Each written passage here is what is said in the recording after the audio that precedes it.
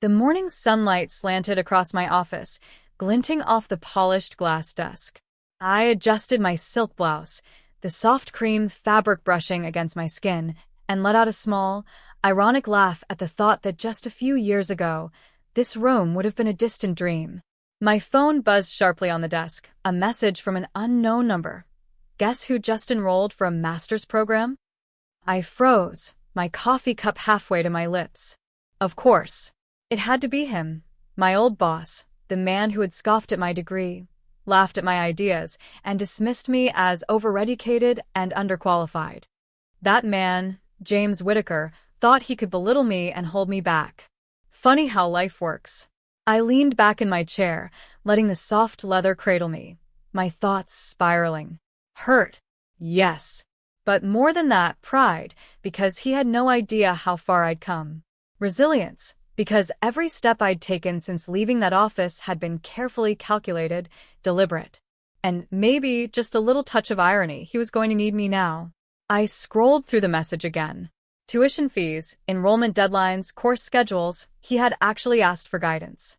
My lips curled into a quiet, knowing smile. The tables had turned. I remember that day like it was yesterday. I was 23, fresh out of college, my diploma still crisp in its frame, my heart full of hope. I had landed my first real job at Whittaker & Sons, a prestigious consulting firm in New York. Walking into that glass tower, heels clicking against the marble floors, I felt invincible until I met James Whittaker. He was charming on the surface, but the kind of man who thrived on belittling others to make himself look bigger. On my third week, he cornered me during a meeting, smirk curling on his lips. "So, Miss Bennett," he said, eyes scanning my resume with exaggerated scrutiny, "you actually paid for that degree? Impressive, if only it were worth something in the real world." The words hit me like ice water. My throat tightened, hands trembling slightly as I gripped my notebook. The murmurs from my colleagues felt like 1,000 tiny needles piercing my confidence. I wanted to shrink, disappear into the floorboards. Every ounce of ambition felt questioned, every late night studying, every sacrifice, suddenly meaningless in his eyes. But I didn't have anyone to shield me. My parents had always been practical, supportive in words, but never financially or emotionally equipped to help me when I stumbled. That day, as I stared down at the leather-bound notebook I always carried, the one my grandmother had given me with a small note tucked inside, "Knowledge is your sword. Let no one disarm you," something inside shifted. I left the office that evening with a lump in my throat but a spark in my chest. I could let him define my worth, or I could redefine it myself. And so, I made a silent promise. I would work, learn, and rise, not for him, not for anyone, but for myself. The sting of his laughter, the coldness in his gaze, became fuel, not shackles. Walking home through the autumn leaves, I felt the crisp air against my face, the city buzzing with a million possibilities. Every step was a decision, a choice to trust myself, to carve my own path. That was the day the real journey began. The moment I turned hurt into ambition, humiliation into strategy, and doubt into determination. After that day, my life became a quiet battlefield. I left Whittaker & Sons within months, not with a dramatic confrontation, but with a determination that burned brighter than his scorn. I rented a tiny apartment in Brooklyn, the walls bare except for my grandmother's notebook pinned above my desk, a constant reminder of her words, "Knowledge is your sword. Let no one disarm you." I found a mentor, a seasoned consultant named Margaret Lynn, who saw something in me James never could. She was sharp, demanding, and unapologetically brilliant, and she didn't care about my degree or my age, only about the fire in my ideas. Under her guidance, I learned how to pitch clients, draft complex proposals, and navigate the subtle politics of corporate America. Long nights blurred into early mornings. My laptop became both companion and battleground. There were days when doubt clawed at me, whispering that I wasn't enough, that maybe James was right. But each small success reinforced my resolve. My first client came after 6 months of relentless networking. I remember the exhilaration of closing that deal, the sense of proving to myself that I was capable, that my education, though mocked, had value. Soon, word of my skills spread quietly. I began consulting independently, taking on projects that challenged me, that forced me to grow. My small apartment slowly filled with books, awards, and framed letters of appreciation. Yet I kept my achievements carefully hidden. I avoided posting them on social media, knowing James and others might see and underestimate me again. I never flaunted my success. Instead, I let it accumulate quietly, like wealth in a secret vault.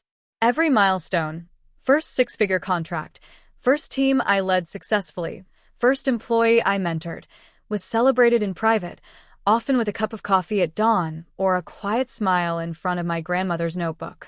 The years blurred, but each step was deliberate. I invested in myself, in education, and in ventures I believed in.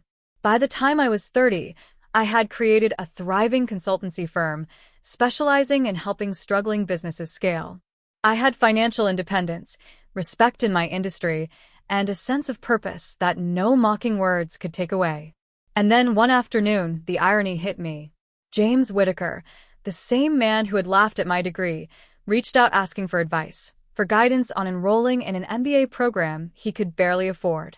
My pulse quickened, a smile tugging at the corner of my lips. The tables had turned. Life had a strange sense of humor, and I was ready to meet it head-on. It was a crisp Thursday morning when James finally showed up at my office, a little older, a little humbler, and slightly out of breath from the brisk New York walk. I had invited him under the guise of offering guidance for his MBA program. He didn't know what he was walking into, and that's exactly how I wanted it.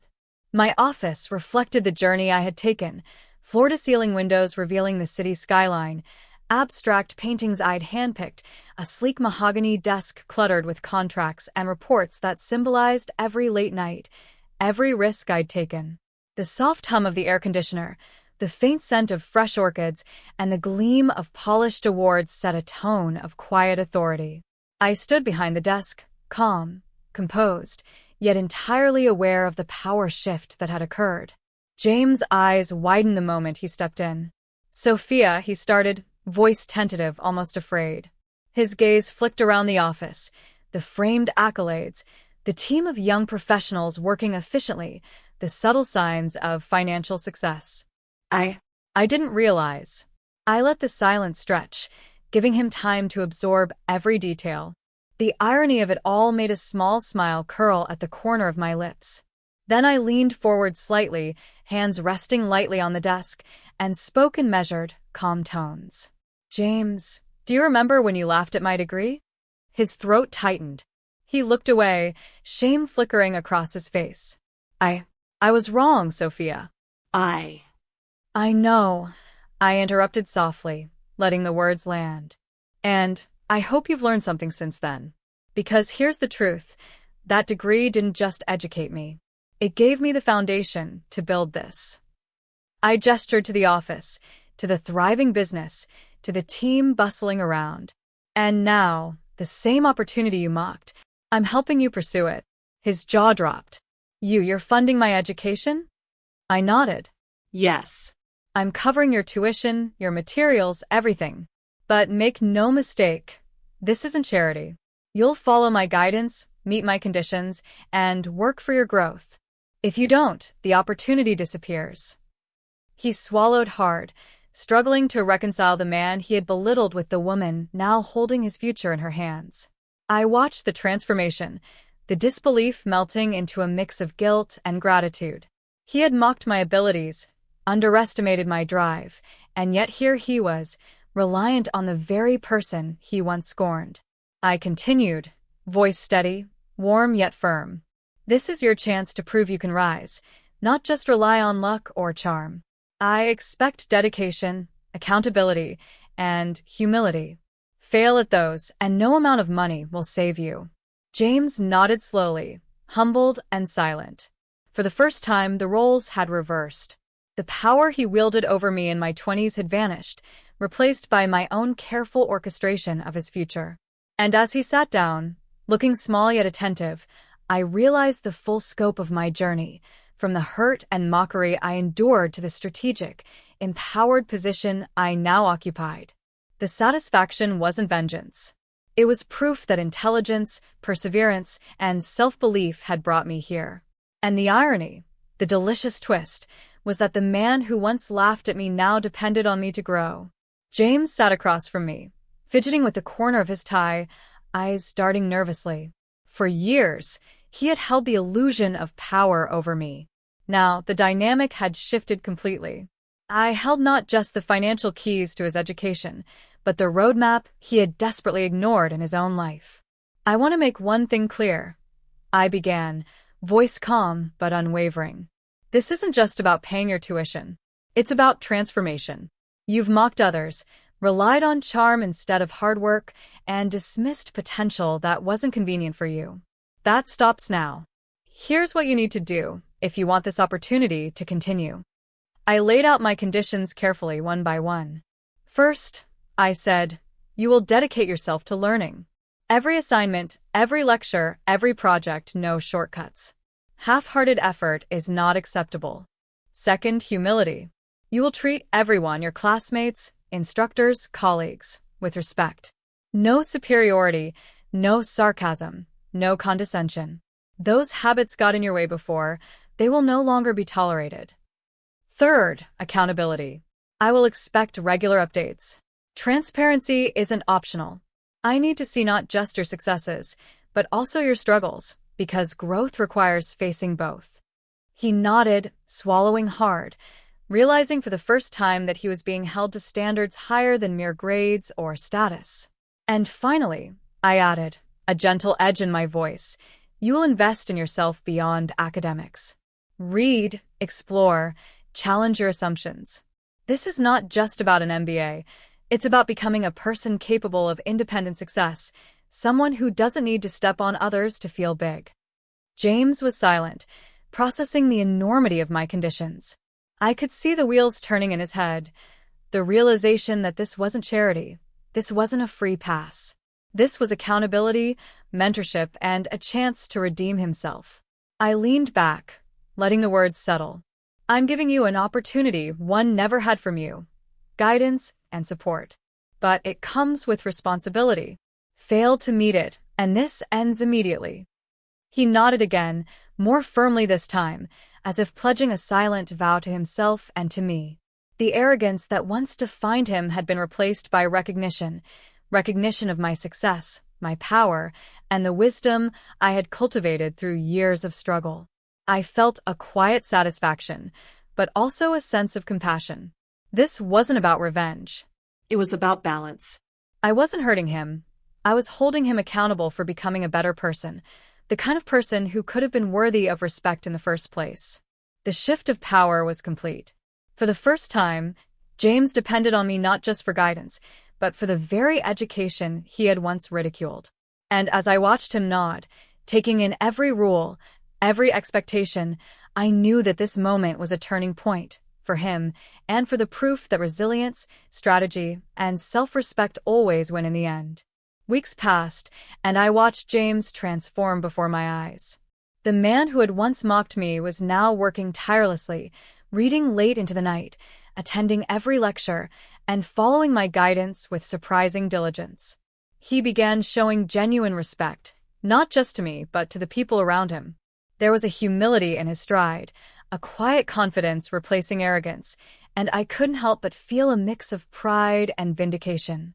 One afternoon, as I walked past my office window overlooking the skyline, I noticed the sunlight glinting off the polished floors of my workspace.